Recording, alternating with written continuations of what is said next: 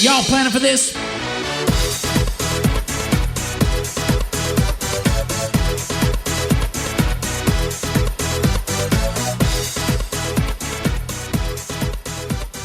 Welcome back, TPR Nation. This is Jamie Shalansky to episode of Worlds to Conquer. How many of you out there have been around a toddler who tries to make their own breakfast? Either this is a kid when they were growing up, or a grandkid, or a niece and nephew, whatever the situation is. It's a 3 to 5 year old that is trying to, for the first time, get out the milk jug, pour it into the cereal, and make their own breakfast, or even crack some eggs and do something like that. So if you have been around this child, in your mind right now, you are already imagining the mess as an adult that you're going to have to clean up.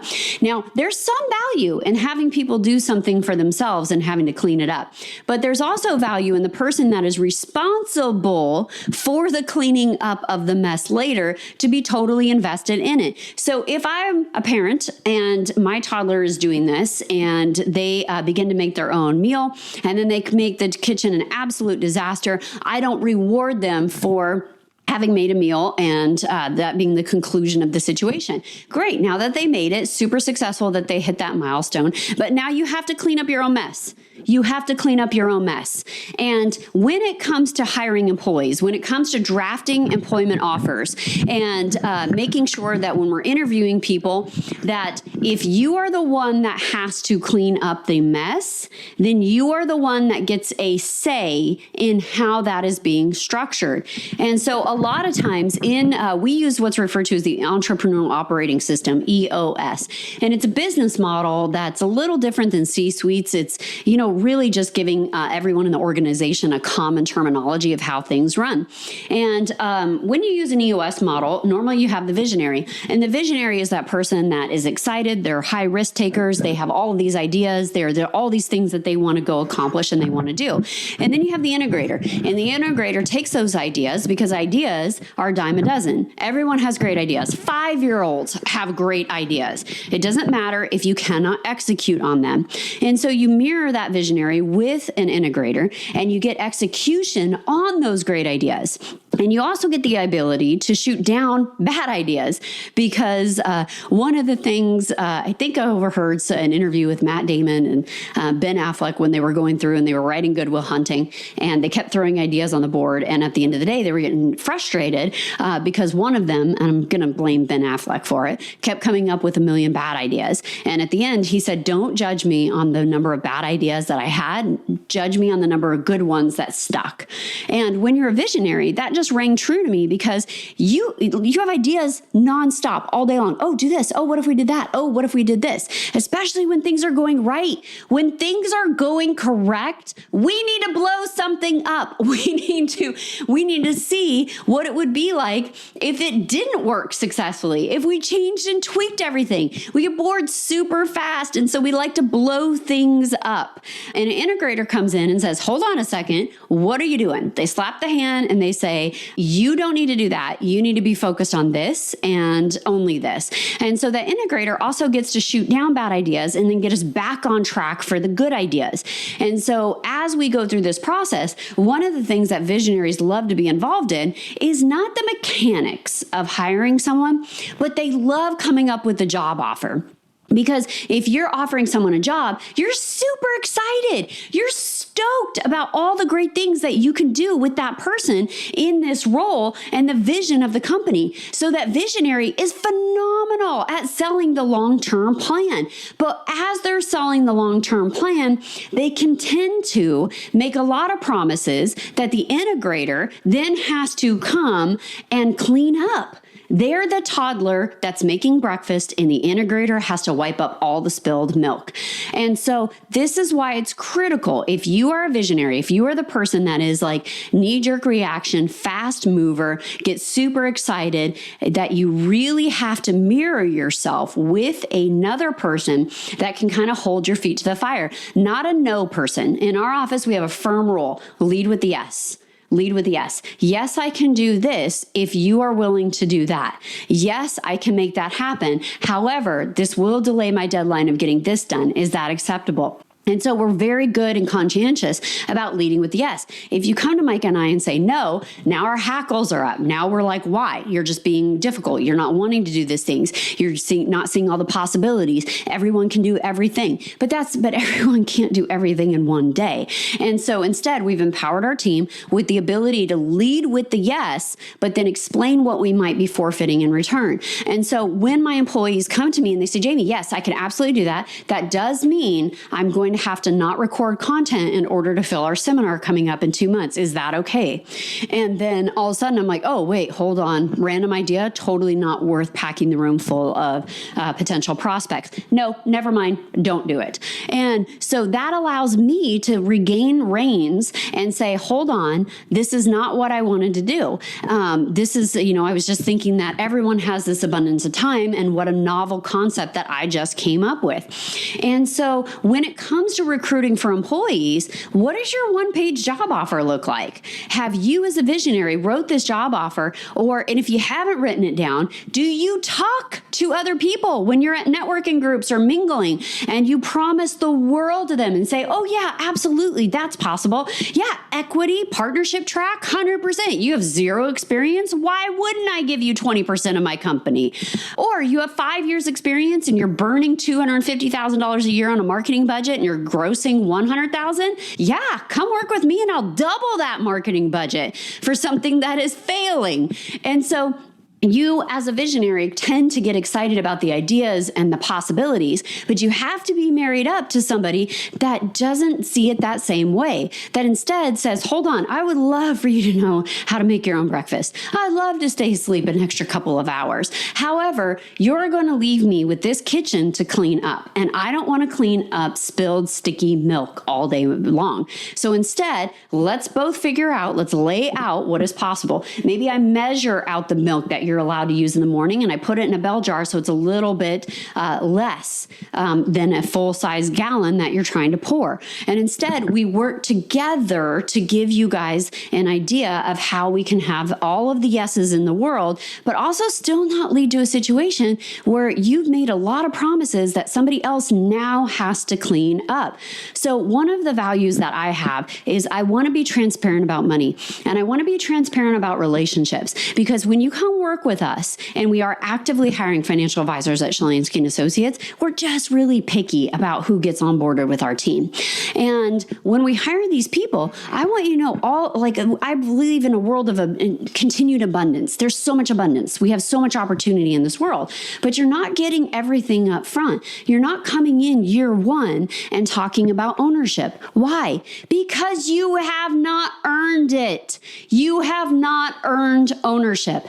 And anyone that has successfully run an organization for more than 5 years will look at somebody that comes right out of the CFP, gets their designation, and says, I want to talk to you about a partnership track, and roll their eyes. If you're a brand new CFP or financial advisor, and that very first or second interview, you're mentioning equity partnership, the person across from you might be saying positive things, might be saying, oh yeah, that's absolutely a possibility. Of course I want that. We'll talk about succession, blah, blah, blah. But in their mind, they're thinking you are a punk kid.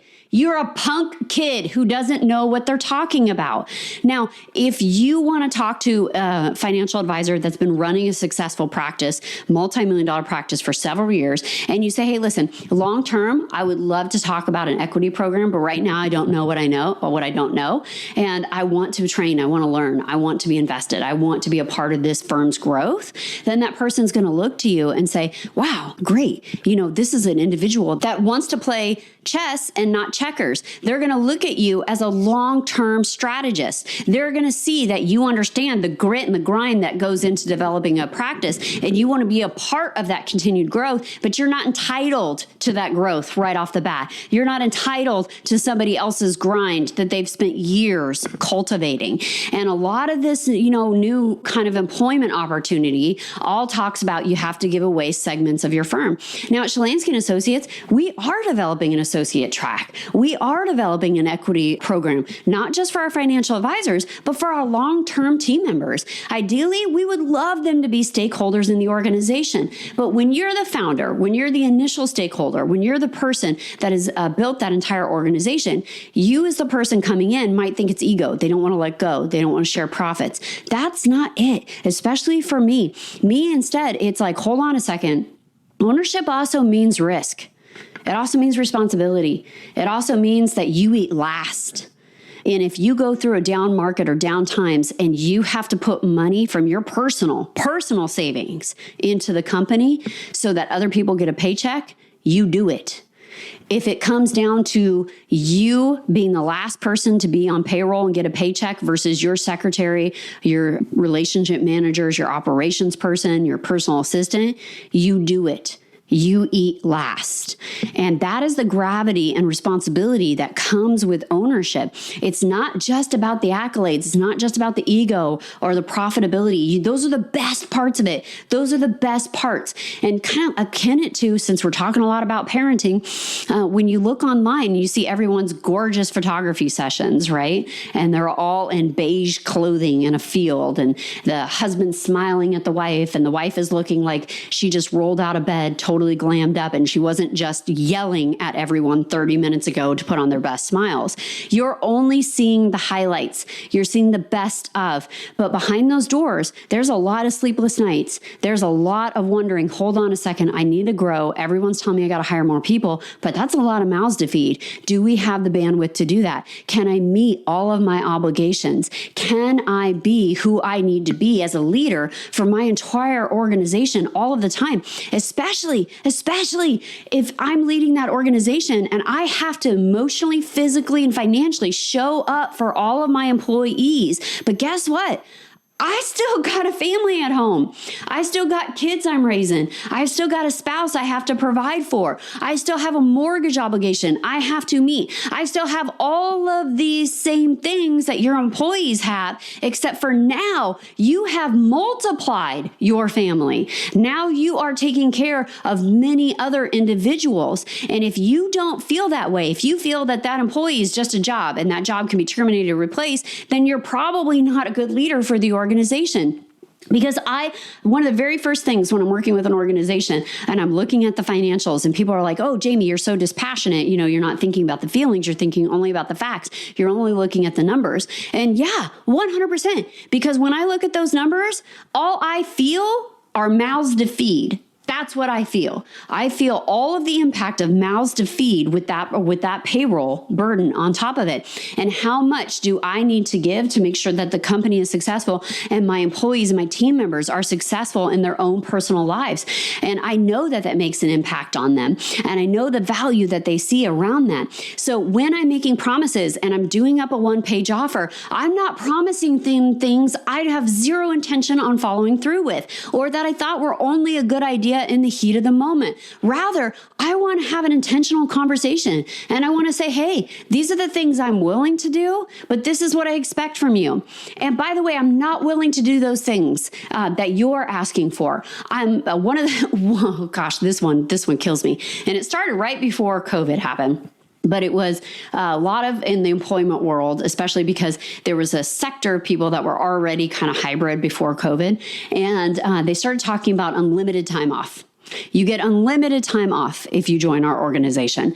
And this drives me nuts. Now, as you know, our firm, Shalansky & Associates, has perfected Surge. And so we have a lot of flexibility. And Surge is our intentional devoted time where we're meeting face-to-face with clients. And we do those in the spring and the fall. Those are big surges. And then we have mini surges peppered in for summer based on client need and prospects. So as we do our surges, 52 weeks out of the year, we've got 12 that are super hyper focused and you do nothing but show up and participate in Surge. But outside of Surge, there's a lot of flexibility. There's a lot of flexibility in the schedule, but it doesn't mean unlimited time off. It doesn't, because when you offer unlimited time off, here's what's going to happen. If you say outside of surge, you get unlimited time off, the person that responds and wants and desires unlimited time off has zero intention of working when they are not in surge. Nope. They're not going to work. They're going to see that and they're going to say, well, I'm off and I only have to work during surge.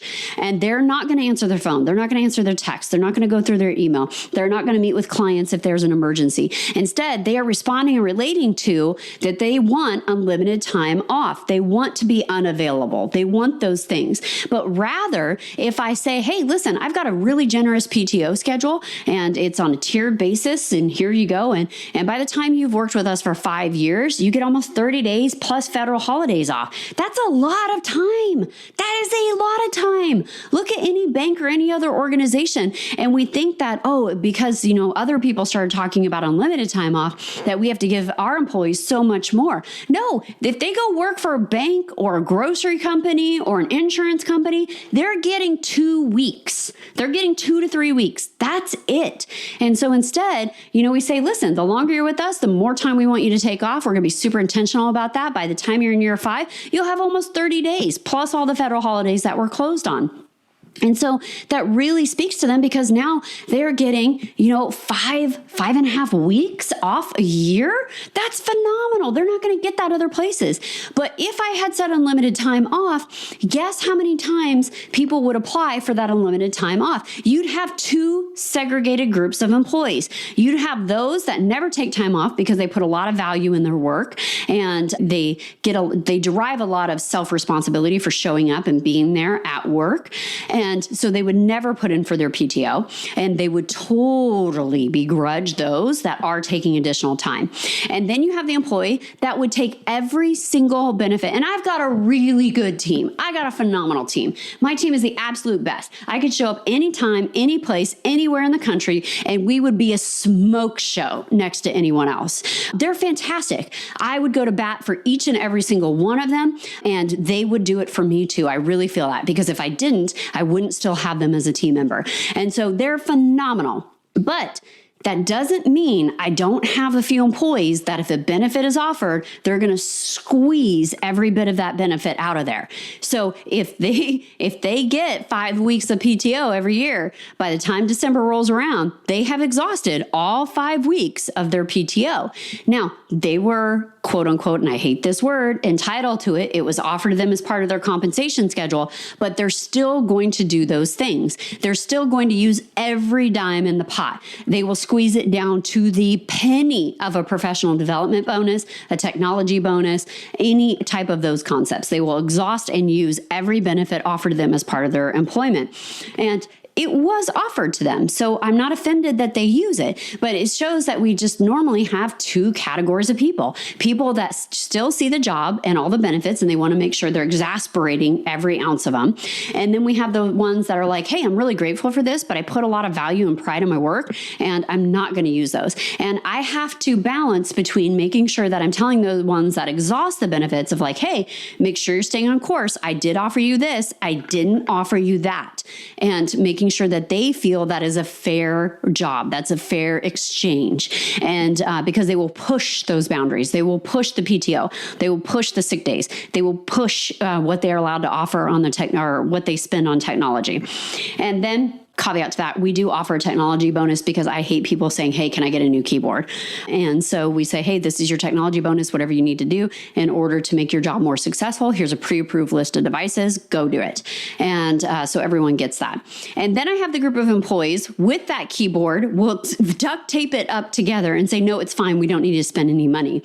And so those are the employees that now I have to come to the opposite side of the spectrum. And I have to say, hey, listen, this is your value. This is your benefit. I want you to go use it. You need to go use this. I literally had to force one of my employees who had been there 3 years, never took a single day off, never. I mean, they took a half day for a parent-teacher conference, but she never took a day off. And so I had to sit down and I had to say, hey, I need you to recover. I really value how dependable you are and always showing up. And I love that about you. But I need you to plan time off. I need you to be away from the office so that you're rejuvenating, you're refilling your cup. And she loves coming to the office. She absolutely loves it. She'd be there 7 days a week if we let her. And when it came down to it, she's like, we're just not in a position, my husband and I, to really take a vacation. And I said, great, take a staycation. Stay home, clean the house, paint the bathroom, do those things. And guess what? When she did that, guess what she started doing? She did. She started doing a staycation. She said, this was so great. I was able to remodel our entire bathroom this week. I went through all of my different things and, I just really had a good time relaxing. And I said, wonderful, because I want you to have that time off. I don't want you to abuse the time off, but I want you to have that time off. So I don't offer unlimited vacation because I know employees will take unlimited number of days of vacation. And when you have to recall them to work, when you have to follow up with them, because they didn't get their done, now they're annoyed. Now they feel like you gave me a benefit and now you've taken it away. I don't offer an associate partner track right out of the gate. Is it part of our compensation package? Is it part of an opportunity we want to offer all employees? 100%. We're structuring ourselves to do that. But if you're only joining because you think you want to be an owner, how much money do you have in an owner account already? How large is your savings so that if this company does not work and we have to make a capital call, you can contribute back into that? Because we've got 40 years under our belt making sure capital calls aren't happening, but that doesn't mean they can't happen. And so you have to understand the risk and reward of ownership. You can't come out of the gate feeling entitled. You can't come out of the gate thinking that just because you have a few years of experience and you feel unlimited potential rising inside of you, that you're entitled to everything that the owners have put in decades of going through. So I want to make sure on our appointment offers, we're real clear about what you're getting and also what you're not getting. And that I have found has been tremendously successful. Now, when I say tremendously successful, that also means a lot of people don't come to work for us. And that is because I'm not going to make you false promises. I'm not going to tell you in a one-page offer everything that might be possible, but we will never do, just to kind of bait and switch you into the role. I want to tell you about all the opportunities we do have and that I do want to see you succeed. And here's how we're going to invest in you. And this is what I expect in return. And when I have that conversation with people, the right people, the people that see growth, the people that see opportunity, the people that know that it is about grit and endurance and that we can take them to that next level, they're all in.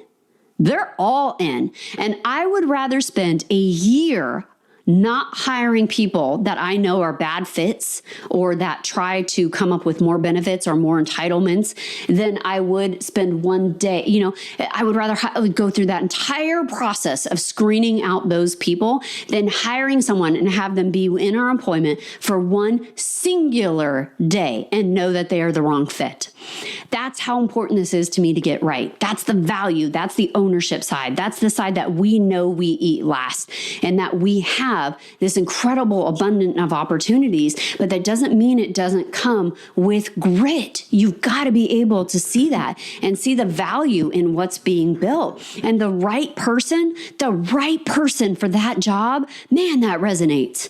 That resonates big time because they've already been burned. They've already been told how they're going to make $1 million their first year selling insurance for a company in the Pacific Northwest, that's name I won't mention. But they already know all that. They already know that that doesn't happen, right? And that all of a sudden they're riddled with fees. You got to pay for your desk. You got to pay commissions. You got to pay this. You got to do all your processing. By the way, you're not just going to meet with clients. You're doing mostly servicing work, and you're living on pennies of trails. So they've already had those type of promises and know that they don't fit. And so when they hear this, when they negotiate with this, when they sit down and they say, hey, is this reasonable? Is this fair? Is this align with my goals? And they say, yeah, absolutely. Then I know we're fully committed to each other. And with that, man, we could take over the world. TPR Nation, let's dive into those action items. So action item number 1, what is your job offer? What's your job offer for financial advisors? What's your job offer for employees? Do you have it written down somewhere? Do you have it written down where you and that person that maybe you call an integrator, maybe that's your operations, maybe that's your manager inside the office, but that person can look at it and say, hey, does this jive with what we actually offer, right? Is this in line with the benefit package we are currently offering all of our existing employees? And if not, how do we get it more aligned? What is going to be your compensation package? There are a lot of ways that you don't have to pay more income and can build in things. I mentioned a few today: professional development, technology bonuses. We do financial planning bonuses so that you get that built into your compensation package to work with a financial advisor. There are a lot of different things that you can really ratchet up the benefit package, even being a 1 or 2 man shop, without necessarily meaning more payroll burden. You can build that inside of there. TPR Nation, this is Jamie Shalansky in an episode of Worlds to Conquer. Go find people who share your values and change the world. Hold on before we go. Something that you need to know. This isn't tax, legal, or investment advice. That isn't our intent. Information designed to change lives. Financial planning can make you thrive. Start today, don't think twice. Be a better husband, father, mother, and wife. The perfect RIA, the perfect